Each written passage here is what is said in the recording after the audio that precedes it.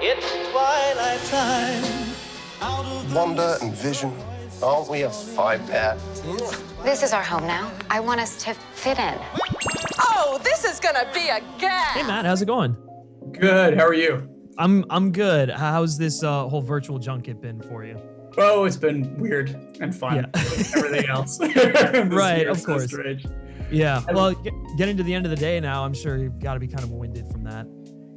No, I'm good to go. You good to go? Look at all your posters, man. Look at all those amazing Bond posters. Wow. Oh, thanks. Yeah, I'm like a massive. I mean, obviously, but I'm a massive Bond fan, and so there's this artist that I found on Etsy or whatever that he does all the Bond posters in the style of like Japanese art, and it's so good. Yeah.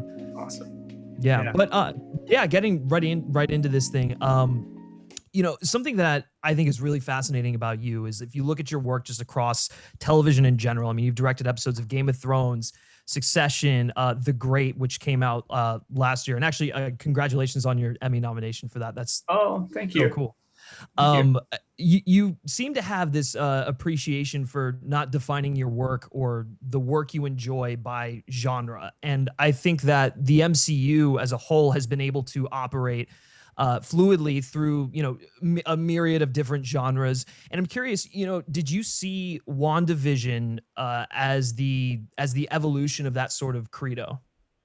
Absolutely. I'm such a huge fan of Marvel Studios and Kevin Feige and the amazing risk-taking, bold work that they have done.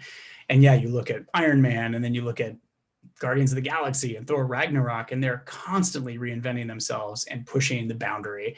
And that's admirable. And it takes guts, and WandaVision is just another in that sort of evolution, I think, where if you're not taking a risk, you shouldn't be doing it, and this is an exciting story, at its heart, it's about these two amazing characters and this love story.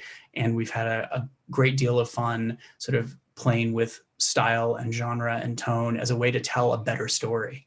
Mm-hmm. Well, I guess what is it about? Because that's like a big thing for you in general is just, playing with tone, the what tone can do and how it can change in like the same scene or something like that. I'm curious, like, what is it that like draws you to material that is so, that it kind of like bounces all over the place, but never quite feels like it's, not hitting the right tone it should be?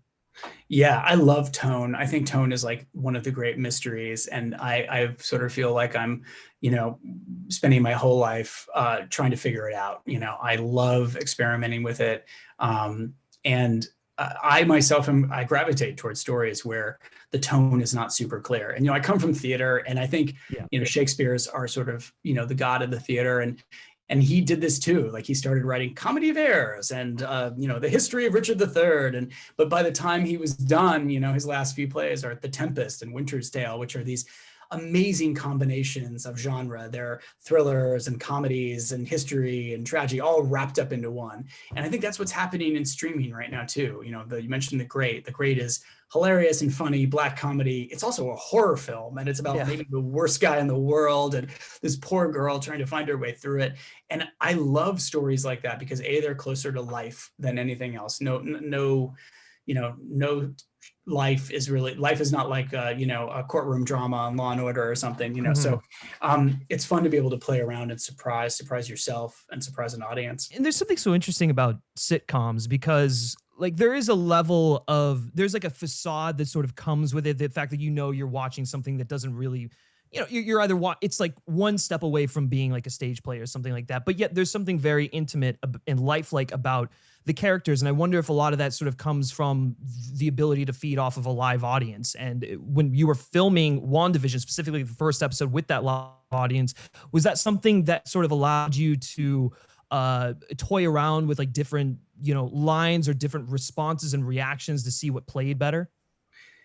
The live audience was such a huge part of the shows that we were inspired by. I Love Lucy, Dick Van Dyke. One of the things that came out of we had this lunch with Dick Van Dyke where I went with Kevin Feige, and we had an amazing afternoon picking Dick Van Dyke's brain about his experience on the show. But one of the things we learned is that, they rehearsed it, but then they did the show once in front of the audience. They didn't stop and go back. They didn't try different things. They didn't pre-tape the show, and they didn't go on for pickups afterwards. So what you saw was basically a live stage play, and it was filmed in front of an audience, and that's what went on the air. And that's what has lasted all these years as being one of the most amazing sort of timeless television shows. And I think part of that is that they're all of that adrenaline, you've worked it out, you've rehearsed it, but then you go out in front of an audience and there's real laughter and that energy. You just cannot fabricate that. And you lose some of that if you go back and do the scene again. I've been to sitcom tapings of, present day shows, and it can become really tiring. And the MC is there being like, guys, laugh, pretend like you haven't seen this before, Yeah. And the Dick Van Dyke Show didn't ask the audience to do that. They asked the audience to have a great time. And the audience in turn gave them the energy and the spark. And sometimes those laughs go on way longer than any laugh track ever would. And that's the joy of the show, because people are genuinely tickled by what they're watching. So we used that, and we wanted that. And I think we had great actors who were game to do that.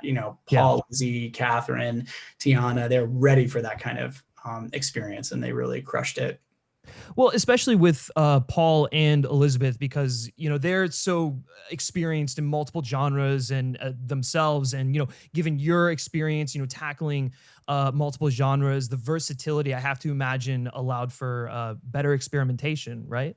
Yeah, I mean, I think that's the number one rule of what I do. It's, they talk about it, the rule of improv. Yes, and, it's always about like, let's build this together. Let's try lots of different things. There isn't one way to do this right. So it's about experimentation, especially when, to go back to your question about tone, it's about trying different things, and about, should we remember to be more grounded here? Should we go for more emotion here? Should we be sillier here? How silly can we be?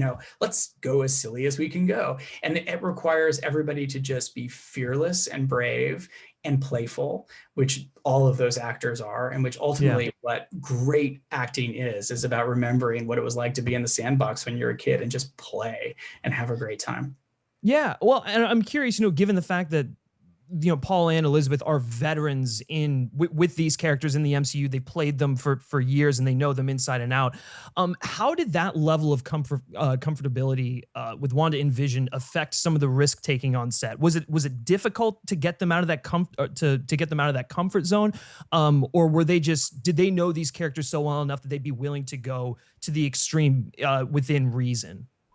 Oh, they're great. They're very happy to take a risk. They're as excited as the rest of us about how crazy the show is and how much fun the opportunities that we had. They have great chemistry together. They're amazing on screen together. And that is a testament to, they've had very little screen time actually in all these Avengers movies. And yet we fully feel like we understand this relationship, where they made us laugh. They're charming. We've cried with them in this, she lost Vision. It's a real love story. And that's what powers our whole show, is that love story. But, it's funny. I get these questions about like an actor knows their character. And it's like, well, that character hasn't been in a 50s sitcom before, or a 60s sitcom before, or a 70s one, or, it's like, it's all about putting these characters in a whole new environment and in a whole new relationship. And so that requires a lot of experimentation and discovery, and they were absolutely game for that. And we had the best time. Good. That's awesome. Well, speaking of the environment, there were a lot of instances in like the 3 episodes that we were allowed to watch where practical sets and moving props were, used in lieu of digital effects. And, it could have easily been done with digital effects, but you would have been missing that tangibility. And so I'm curious for you, why was that authenticity and like utilizing like real plates or real bed frames and everything, like moving together? Why was that so important for you? Authenticity was key, and that lent itself to visual effects as well, the special effects of the time, putting things on rods and wires, because it also made the impact when we did go to something that was an MCU effect. And there's some of those in the first 3 episodes that you've seen. That tension, the contrast between those is important, and it's a part of the narrative. It's a part of talking about sort of what is sitcom world and what is something more potentially. And so that tension was important, but I just love the charming Bewitched, I Dream of Jeannie approach. And, I was grateful that my special effects team, led by Dan Sudik, who's this amazing vet who's done every giant Marvel movie, who actually came up under the guys who did Bewitched and I Dream of Jeannie. He was so excited to kind of go back to his roots and what he started with. And they did amazing stuff. And man, that's hard and time consuming to get that stuff right. And they were great. And so was Lizzie at like holding poses and doing quick changes and all that stuff that Elizabeth Montgomery made look so easy. It's hard.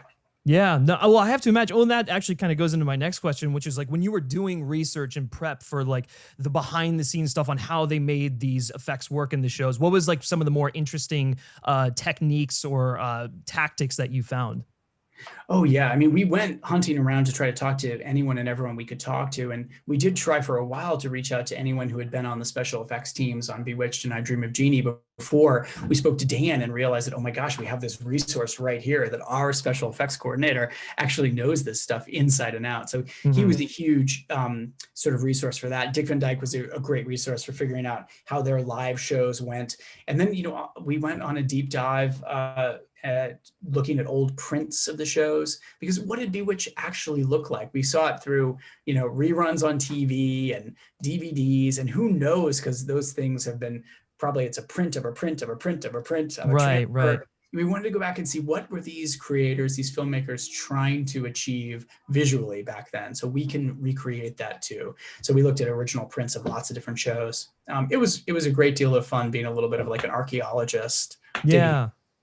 Yeah, no, for sure. I have to imagine that led to a lot of just like fun moments and whatnot. I do got to start wrapping up here. One final question, and forgive me, it is a bit heady, but I am working on like a deep dive into this series, and I thought it would be appropriate for me to ask you this question. And I guess, what immediately struck me about the show and what's so brilliant about it is how it uses the framework of classic sitcoms to parallel the idealized view of the American suburb. And it parallels that with Wanda's desire for like a normal life and the inability to address her grief, trauma, and pain. And so, the notion of idealizing the past escape, from the trauma of today and stuff like that. And so I'm curious for you, why do you think Wanda are really, so many of us feed ourselves this sort of beautiful lie to mask our pain and comfort instead of addressing it head on against our better judgment?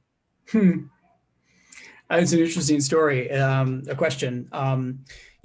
Honestly, so much of your question is intriguing and interesting, and your assumptions about Wanda and her story and sitcom are all great. I cannot confirm or deny them. Sure. I would hope people would watch the show and enjoy it and see, because ultimately, why are we in these worlds? Vision and Wanda are questioning that too. We're questioning that. How does this all add up? It's all part of this bigger puzzle and this kind of beautiful little mystery that is ultimately really about their love story, and how does that all come together, is why I hope folks will watch the show. And I'm looking forward to, I like coming out week by week because it allows for so much thinking and